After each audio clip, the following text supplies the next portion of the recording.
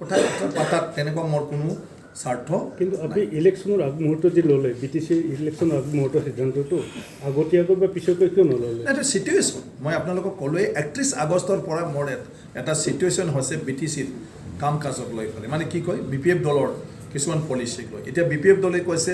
যে Bodo accord implementation আমি কৰিবলৈ নিদিওঁ এই সিদ্ধান্ত মানে ইলেকশ্যনৰ আগৰ নাছিলে কিন্তু সেই সিদ্ধান্ত আপোনালোকে জানে যে বিভিন্ন সভা সমিতি আমাৰ পাৰ্টিৰ পৰা সেইটো কৰা হয় যিটো মই সমৰ্থন কৰিব পৰা নাই Bodo Kachari welfare autonomous council হ'ব লাগে কৰিব লাগে গভৰ্ণমেণ্টৰ লগত কথা পাতি আহিছিলে BTCৰ বাহিৰত আৰু এতিয়া গভৰ্ণমেণ্টে সব কৰি যোজা ঠিক কৰিল আৰু তেতিয়া আমাৰ BPF দলৰ পৰা কোৱা হৈ গ'ল সেইটো বিলত আনিব নালাগে মুখ্যমন্ত্ৰী আৰু আমাৰ কি কয় হিমন্ত বিশ্ব শৰ্মা ডাঙৰীয়াক আগ্ৰমা মহিলাই ডাঙৰীয়াক কৈ দিলে যে এই বিল কোনো পথে আগষ্টৰ মানে সেশনটো 31 আগষ্টৰ সেশনটো হিচাপ বিচাৰি কি লাভ অলৰেডি কাগজ আছে BTC তো হিচাপ বিচাৰি লাভ নাই নহয় আমাৰ টেনশ্যনটো হৈছে কালি 650 কোটি টকা পোৱাটো আমি পেমেণ্ট দিম না BTC ৰাইজৰ কাৰণে কিবা এটা আমি কাম কৰিম না নতুন যুৱ চামক আমি 10 লাখ 15 লাখৰ কাৰণে ঠিকা কৰিবলৈ দিম তেওঁলোকৰ জীৱিকাৰ কাৰণে কি কৰিম আমি মোৰতো টেনশ্যন হিটোহে হিটোৰ কাৰণে বিজেপি চৰকাৰ যদি হয় অসমত যদি বিজেপি চৰকাৰ চেণ্ট্ৰেলত যদি বিজেপি চৰকাৰ কোনে কি কৰি গ'ল বিচাৰ কৰে কৰ জেলৰ ডেট দিয়ক কিন্তু BTC ৰাইজক মুক্ত কৰি দিয়ক প্ৰত্যেক বছৰে যাতে BTC ৰাইজে এইবিলাকৰ কাৰণে অসুবিধাত নপৰে আৰু আমাৰ উন্নয়ন যাতে দ্ৰুতগতিত হৈ যায় গতিকে কেন্দ্ৰই যদি দিব লগা পইচাই আছে সঁচাকৈ যদি 3000 কোটি টকা সঁচা কামত ব্যৱহৃত হৈছে আৰু ইয়াৰ আধাখিনি হৈছে তেতিয়াহ'লে আধাখিনি বাছি লৈ বাকীটো কেঞ্চেল কৰি হ'লেও ৰাজ্য চৰকাৰৰ পৰা কেন্দ্ৰ চৰকাৰৰ পৰা এই 1-2000 কোটি টকাটো দি ফালে এক্সট্ৰাকৈ আমি যাতে বাজেট হিচাপে নতুন এটা আঁচনি লৈ এই BTCখন আমি বচাই ৰাখিব পাৰোঁ BTC শেষ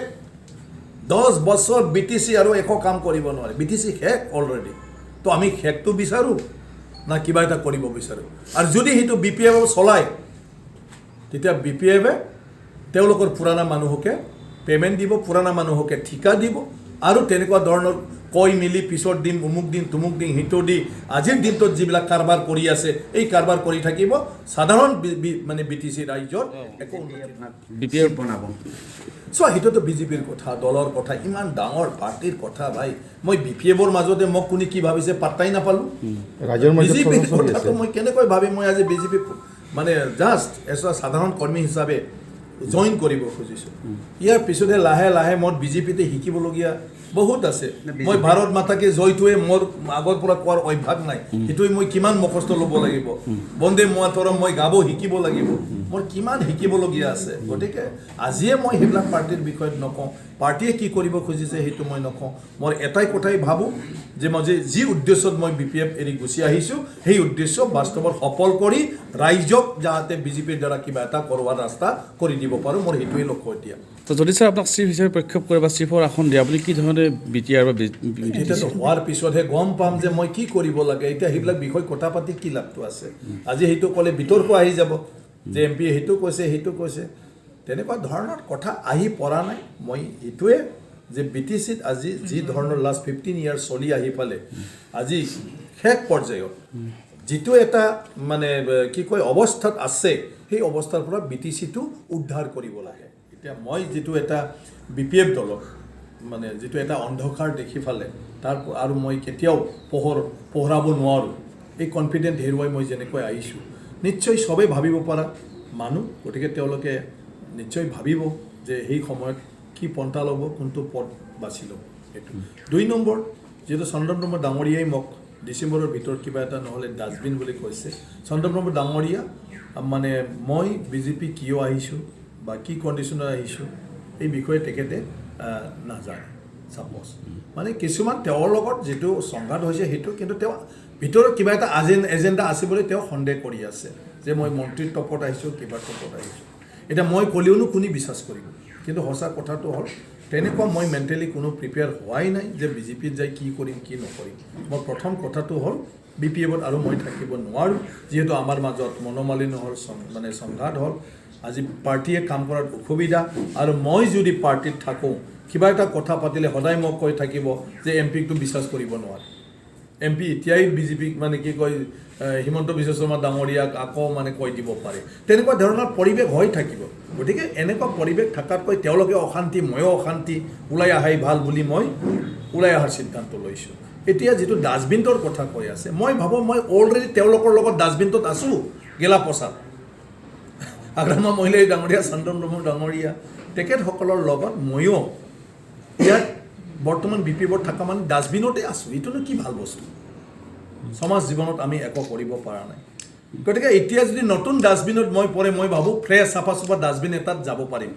তেতিয়াতো উশাহ ল'ব পাৰিম ভালকৈ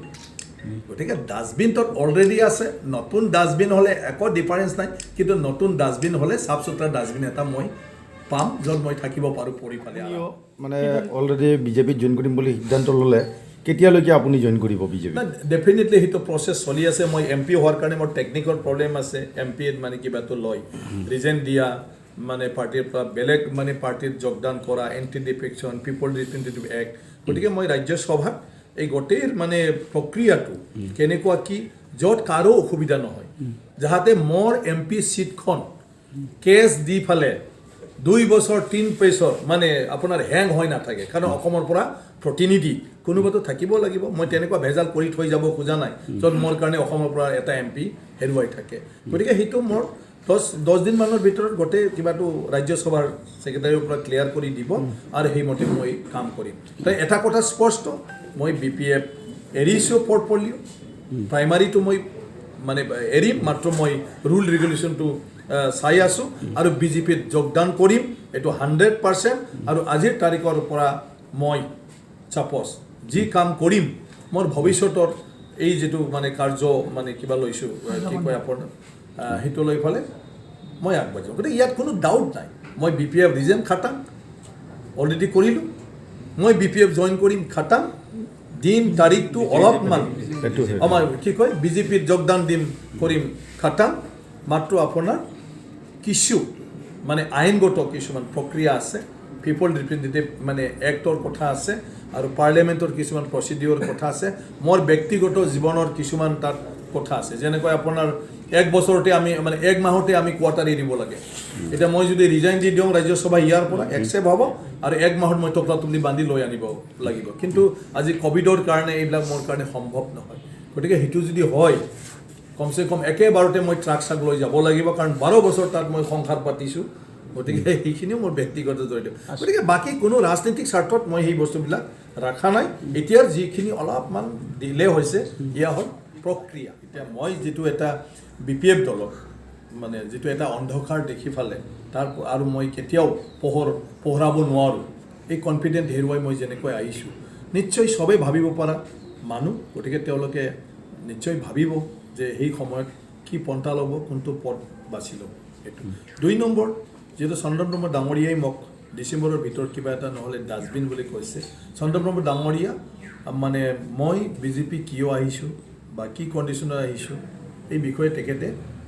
নাজানে চাপ'জ মানে কিছুমান তেওঁৰ লগত যিটো সংঘাত হৈছে সেইটো কিন্তু তেওঁ ভিতৰত কিবা এটা এজেণ্ডা আছে বুলি তেওঁ সন্দেহ কৰি আছে যে মই মন্ত্ৰীৰ টপত আহিছোঁ কিবা টপত আহিছোঁ এটা মই ক'লেওনো কোনে বিশ্বাস কৰিব কিন্তু সঁচা কথাটো হ'ল তেনেকুৱা মই মেণ্টেলি কোনো প্ৰিপেয়াৰ হোৱাই নাই যে BJPত যাই কি কৰিম কি নকৰিম মোৰ প্ৰথম কথাটো হ'ল BPFত আৰু মই থাকিব নোৱাৰোঁ যিহেতু আমাৰ মাজত মনোমালিন্য হ'ল মানে সংঘাত হ'ল আজি পাৰ্টিয়ে কাম কৰাৰ অসুবিধা আৰু মই যদি পাৰ্টিত থাকোঁ কিবা এটা কথা পাতিলে সদায় মোক কৈ থাকিব যে MPকটো বিশ্বাস কৰিব নোৱাৰে MP এতিয়াই BJPক মানে কি কয়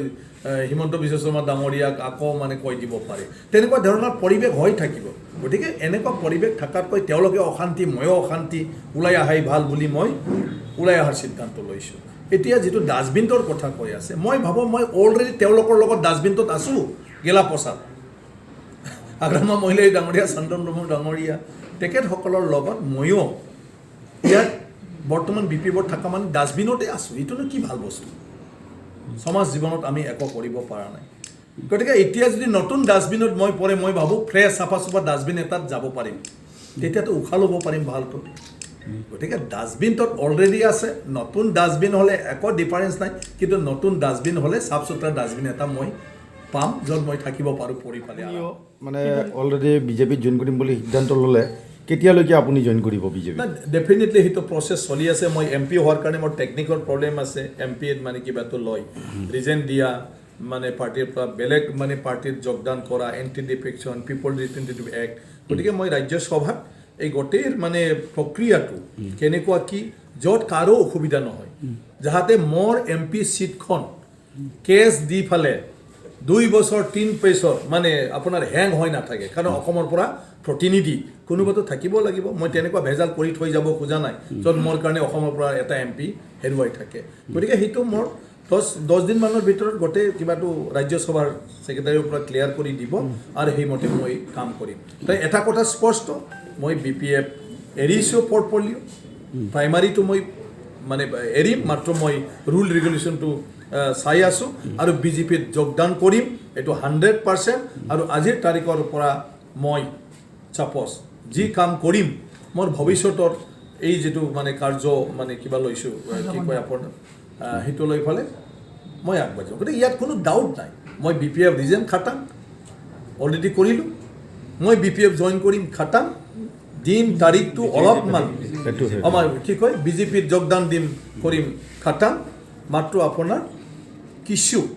মানে আইনগত কিছুমান প্ৰক্ৰিয়া আছে পিপল ৰিপ্ৰেজেণ্টেটিভ মানে এক্টৰ কথা আছে আৰু পাৰ্লিয়ামেণ্টৰ কিছুমান প্ৰচিডিঅ'ৰ কথা আছে মোৰ ব্যক্তিগত জীৱনৰ কিছুমান তাত কথা আছে যেনেকৈ আপোনাৰ 1 বছৰতে আমি মানে 1 মাহতে আমি কোৱাৰ্টাৰ এৰিব লাগে এতিয়া মই যদি ৰিজাইন দি দিওঁ ৰাজ্যসভা ইয়াৰ পৰা একচেপ্ট হ'ব আৰু 1 মাহত মই টপলা টপলি বান্ধি লৈ আনিব লাগিব কিন্তু আজি কোভিডৰ কাৰণে এইবিলাক মোৰ কাৰণে সম্ভৱ নহয় গতিকে সেইটো যদি হয় কমচে কম একেবাৰতে মই ট্ৰাক চাক লৈ যাব লাগিব কাৰণ 12 বছৰ তাত মই সংসাৰ পাতিছোঁ গতিকে সেইখিনিও মোৰ ব্যক্তিগত জড়িত গতিকে বাকী কোনো ৰাজনৈতিক স্বাৰ্থত মই সেই বস্তুবিলাক ৰখা নাই এতিয়াৰ যিখিনি অলপমান দিলে হৈছে ইয়া হ'ল প্ৰক্ৰিয়া